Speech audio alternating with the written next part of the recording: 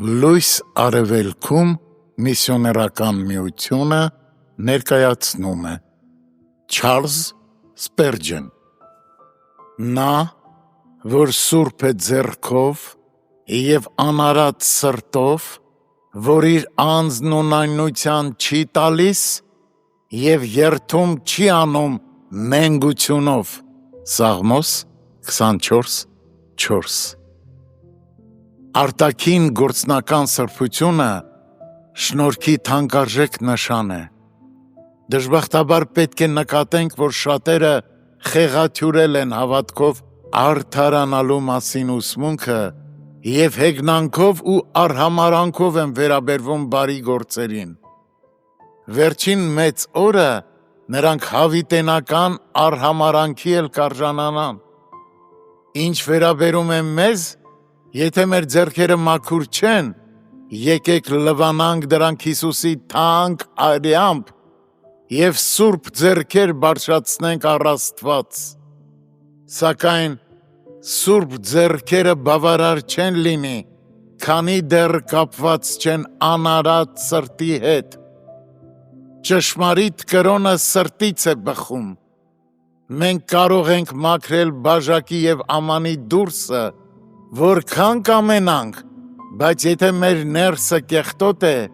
միևնույն է, Աստծո աչքերում մենք լիովին կեղտոտ ենք,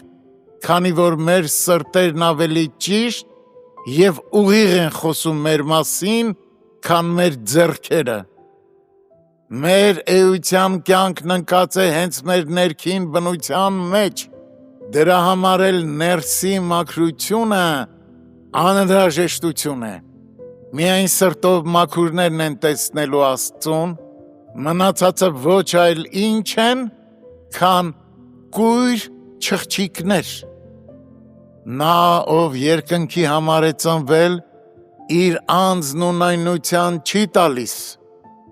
Բոլոր մարդիկ էլ իրենց ուրախություններն ունեն, որոնցով սնում են իրենց անձերը։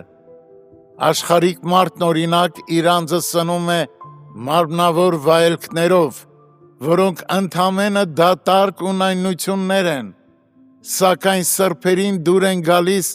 մնայուն ու հավիտենական բաները։ Հովսափաթի պես նրանց սիրտը բարձրանում է Տիրոջ ճանապարհներում։ Երկրորդ Մնացորդաց 17:6։ Բայց նրանք,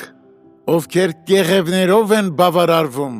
խոզերի հետ կհամարվեն։ Արդյոք աշխարհը բավարարում է քեզ։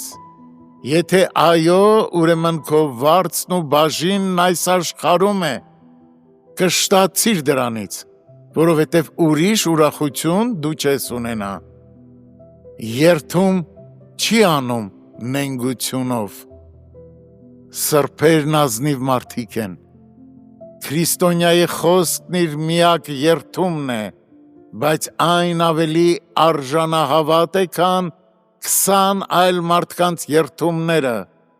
Ստախոսությունը ցանկացած մեկին դուրս կթողնի երկնքից, քանի որ ստախոսը չի կարող մտնել Աստծո տունը, ինչպիսին էլ լինեն նրա դավանություններն ու գործերը։ Թանկագին ընթերցող, արդյոք մեր տեքստը դատապարտում է քեզ, թե հուսադրում է Տիրոջ սարը բարձրանալու։